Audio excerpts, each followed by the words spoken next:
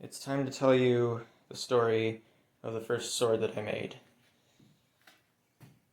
So, around when I was 12, I had recently got the forge and anvil and a couple of hammers, and I didn't have a shed or a vent hood or anything. But I did have a hacksaw and files. So what I did is I started with a profile. I had to use a hacksaw, so to make a taper would be pretty difficult, and it would have to be perfectly straight and such, and it just seemed like that wasn't going to happen. So I bought a piece of mild steel from the hardware store, and because that's what I had access to, and I just bought it the general width and thickness that I wanted. I think it came in about a 4-foot length. I cut it down to about 30 inches. We'll see. So that there. Yeah, just about. Maybe 29. And I cut the point and the tang, which you can't really see here, but in case you didn't know, this is a tang. It's where the pieces slide onto. More finished tang looks like this, and I did know to have the corners be rounded and not just perfectly square like that.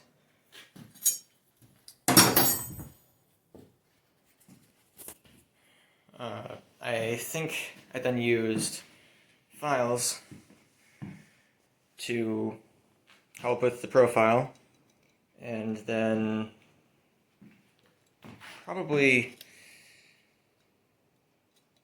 yeah, I used files on the profile. Got this nice and symmetrical, and yeah, just like as it is, and the tang the same. And then there was the task of doing the bevels.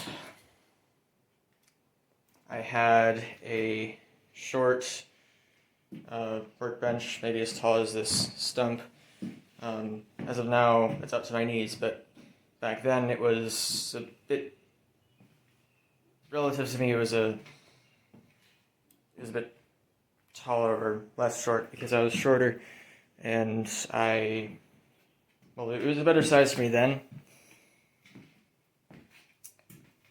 I took a file. I think I would hold it down with one hand, and then file with the other hand, and I would spend like a couple hours a day on it. I may have clamped it down to the table and been able to use both hands on the file. Not sure, but it probably took a couple weeks of just filing away. So I had to do that for about 2 feet. No, 22-inch blade. A 22-inch blade on here and here and here and here, and I made, well, of course it's convex, so let's see, it's a convex arcs. It's not perfectly flat. It's a bit kind of rounded.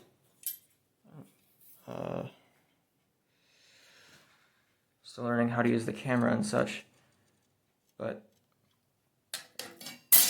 it was just what I could do with the file. It would have taken a lot more time to make it flat because it's just a matter of removing material, and it took very long, but I did have lots of control over it, so I made things fairly centered.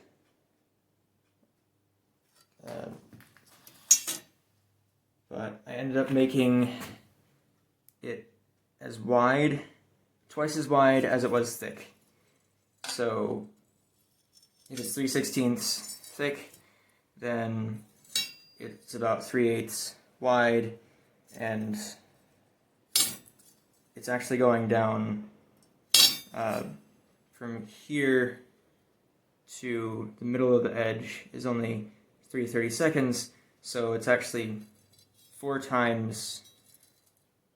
If you were to have a triangle like this and this, if this side is 4 times as long as this, but there are 2 of them together, so in that case, this is twice as long as this of the total wedge. So that's what I could do, and I didn't know much about swords at the time, and it seemed fine to me. And my intent was to make it to where it was sharp enough to kind of, like, to pretty much just have an edge and be able to cut fruit. Like if I were to set a watermelon down on a table, I could just slice it like that. But not be so sharp that, like normal, where you could run your finger along and it would cut you.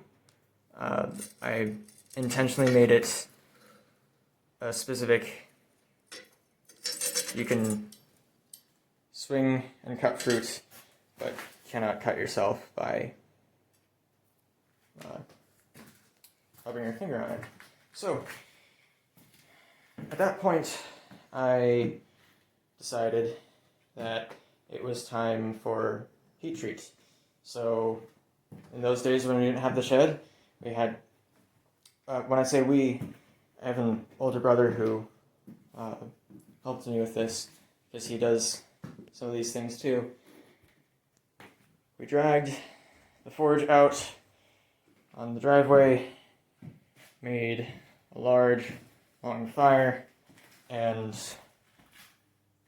probably used some kind of pliers or channel locks, and stood on one end and just kind of moved it as need be on top of the fire, passed it to each other. It took a while, but it was it was an amazing sight to see what I had spent a lot of time hacksawing and filing to be just this glowing, this even color of around red and sometimes orange. And once it was up to a good even heat, we quenched it in water. We got a kind of, I didn't know what to use at the time. I thought water could work, and I just need something that the sword can fit in. Well, luckily, we had a plastic kind of baby pool that was about 3 foot in diameter, and the sword fit in, because, as you can see, it is less than 3 feet. So, I decided to use that, and I put kind of bricks on the bottom, that way it wouldn't melt the plastic in case there was that. So, I think it may have bent a little bit, but it was negligible. After that, I decided, actually, we never got around to tempering it. We were going to just take this, of course, with propane bottle and temper it that way, and then plunge it back in the water. We never got around to it, but good thing, I guess, or it doesn't really matter, is that I mentioned that this is mild from the hardware store, mild steel.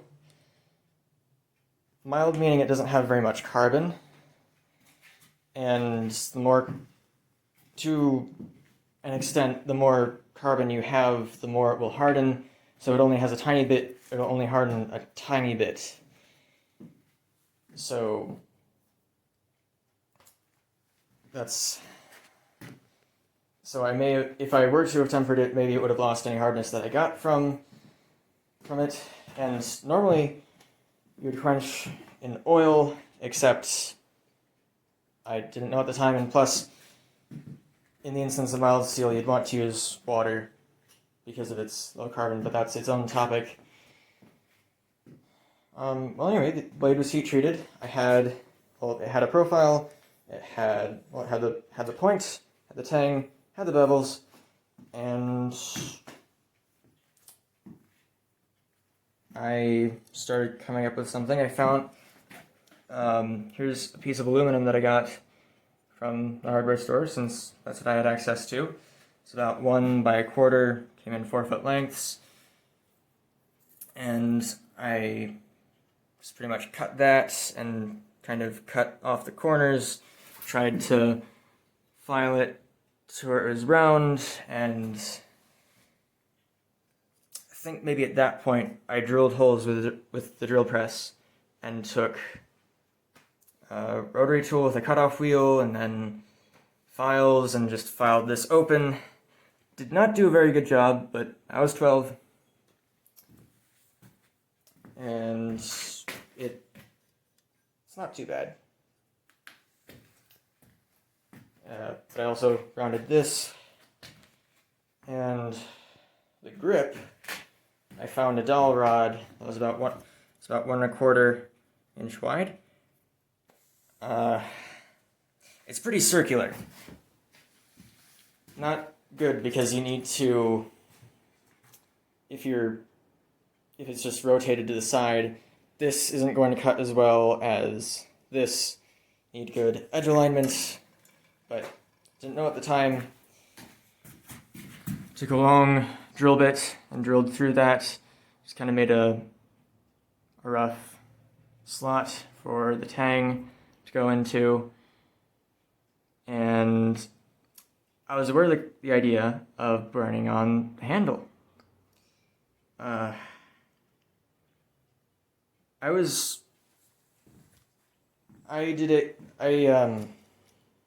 did something silly 12-year-old me would do, and that would be to try to heat up the tang to burn the handle on with the kitchen stove. It was recommended to use a propane torch, but rather than using a propane torch like I was supposed to, I tried the kitchen stove. It didn't really occur to me at the time that it wouldn't really heat up the tang enough to burn the wood.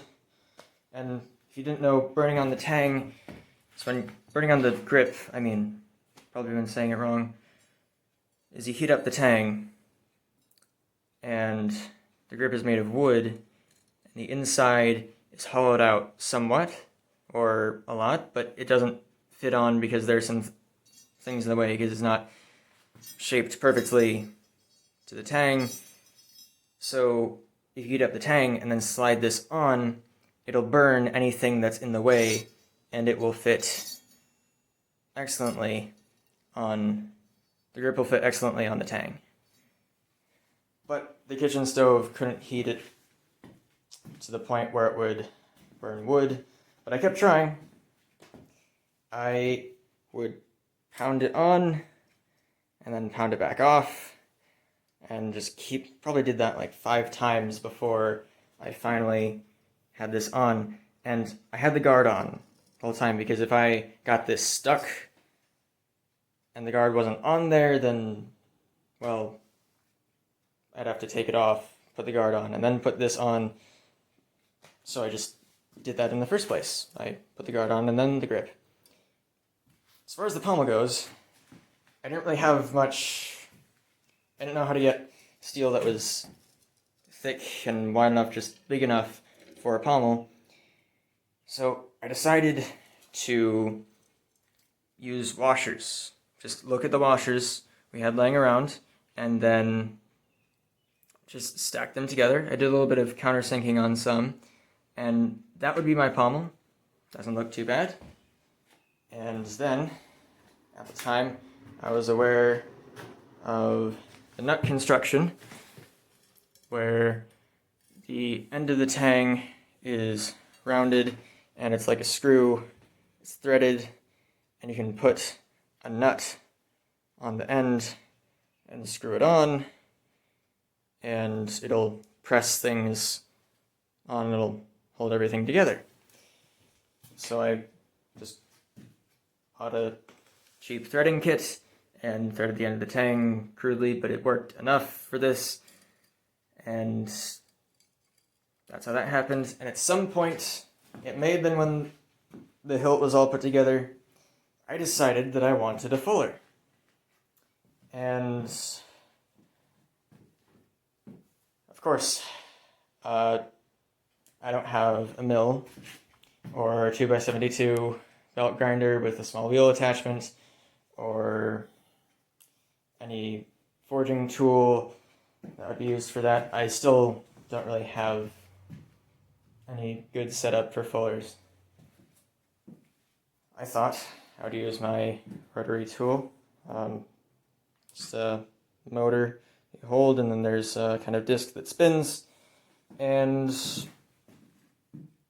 I decided that I would take the cutoff wheels, very thin stone, make a line, and it was not perfectly straight, as you can tell, but there we go. I kept going while doing that, and then taking a stone wheel that was thicker and going this way. It's probably just for decorative purposes, probably doesn't serve any purpose, but the sword isn't supposed to act like a real, fully functional sword, so I guess it's not too bad, but it's very shallow and narrow, and it just kind of looks good from a distance, and it consumed a lot of wheels.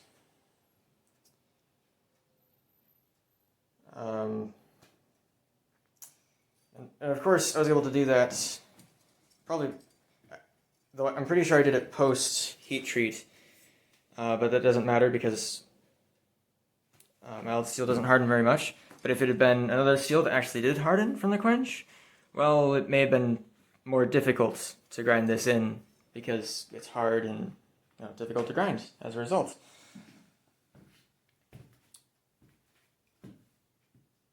So it's been a while. I've learned quite a bit, and the workshop has grown, and this is what I consider to be my first sword. But I've yet to complete an actual medium to high carbon steel sword, which I think is what these are going to be.